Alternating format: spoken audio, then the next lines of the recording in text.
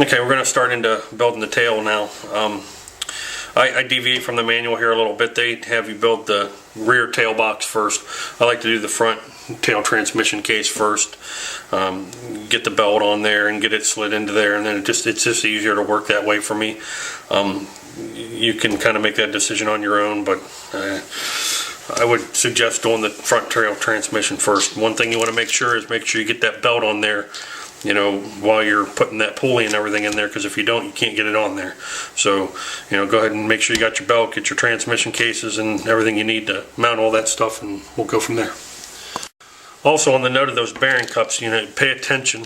There are two different sizes of bearing cups, and they do, you know, one goes on one side, one goes on the other side. Make sure you refer to your manual to make sure that you're getting them in the right way, and they do press from the inside out. And just like I said, make sure you get the right cup on the right side and get them in the right orientation. I tell you, but it's just easier to look in the manual just to make sure you're getting it right. One other note as we're doing this, because we are going to be sliding all this stuff onto the tail boom. I like to take the tail boom and rough it up a little bit with a Dremel. Just gives it, the plastic, a better surface to grab into. I do it on both sides.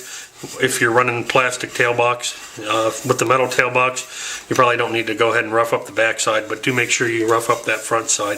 Like I said, it just gives it a nice surface to kind of grab. I don't know how well you can see that on camera, but it'll keep the tail sections from slipping around back there. So make sure you rough that up a little bit. Alright, so now we got the back tail box built up here. And we got the belt installed, shaft and everything, and the idler pulleys, and the crank, the arm for the tail crank there. Like I said, you know, make sure you get your belt going in the right orientation, so when the head's spinning, it's spinning the tail rotor the right way. Again, be careful when you're pressing those in. You don't want to get too crazy and break it or anything like that. So now the next thing we're going to do, and also do not forget to put that grub screw down inside that shaft that holds that pin in place that drives that pulley. If you don't do that, that pin will slide out of there. And like I said, just a little bit of blue Loctite, just enough to hold it in there, because if you want to get that out later, if you get too much in there, it'll strip it out. So now we're going to go and move on to getting the tail grips and all that stuff built up. So you can go ahead and get those parts out. A couple of notes to pay attention to while you're building. With the tail pitch slider, you're going to want to check how well they rotate on the tail pitch slider itself. They should move pretty freely. And then you're also going to want to go ahead and size up those links as you're doing it, so you can get so you have a nice smooth tail pitch movement there. When you go to put the bearings into the grips, again, we've got some thrust bearings back there. Make sure you get some grease in those. There are some small brass washers that go between some thrust bearings and radial bearings. Pay attention when you're stacking it out to make sure you get those in the right place. And then lastly, when you go to crank these grips down onto the tail hub, be very careful that you don't over tighten them. Sometimes they're not quite they vary just a little bit here and there.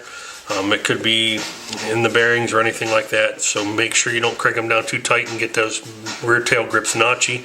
Those do use nylock nuts back there, so you don't have to necessarily crank them down tight for them to stay in place. So just be careful, that you don't over tighten them and crush these bearings back there and destroy the tail bearings. Other than that, we'll go ahead and get this assembled, and then we'll slide it onto the tail unit and we'll go from there. Okay, now I've got the tail grips and all the bearings and everything mounted on there. Got the slider and everything put together. One thing that you need to pay attention to while you're doing this step, and first of all, you need to make sure you get these links sized up so that you get a nice smooth tail slider movement. Usually if this isn't operating nice and smooth, most of the time it's in these links right here. You just need to size these up for the balls so that you get a nice smooth movement. Another thing to pay attention to while you're putting the bearings in the grips, you have to seat a thrust bearing down inside, and you need to get that first race. You need to make sure it's pushed all the way in and bottoms out in there. If you don't do that, then when you go to crank these grips down, you got the potential for destroying those bearings and then tail grips. So make sure that you get that thing fully seated in there.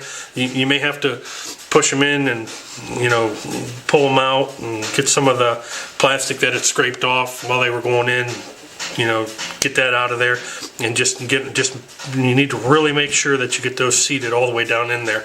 Otherwise, when you go to crank them nylock nuts down onto the hub but hold the grip on, you could crush all those bearings in there, and those are not really large bearings in there, so they're really easy to crush. So as you can see, I got it all nice and smooth now. Everything's together and ready to go. And for now, I'm just going to go ahead and set this aside. It's easier to work with the helicopter without having the tail in there to get the electronics and everything mounted. So we'll start moving on to the next section. Just a few notes. We're going to look at this tail control rod. It's a two-piece rod. There's a coupling in the center here. And what this does is, since our servo is hard mounted into the frame, it allows you to make adjustments to this rod to get your tail servo set up, your tail centered up and everything as you're going through your radio setup. A couple of things that I would do though, as you're I would take these ends off and sand the rod down a little bit, and then JB weld it back on with the bolts and the nuts and the bolts there. I do the same thing when I put the ball links on the end as well. I like to sand it down and get some JB weld in there. Pay attention to the orientation of the links to make sure that you got them the right way, so that they're going to go onto the tail servo and the tail crank in the right orientation. And also, before you put these links on, you got to make sure you get your tail rod guides on. If you don't, it's a little difficult to get those on there, so make sure you get those slid on there, or you have a little bit of trouble. It's pretty rough to get them on there afterwards. So we'll go ahead and get the rod put together and take a look at it real quick.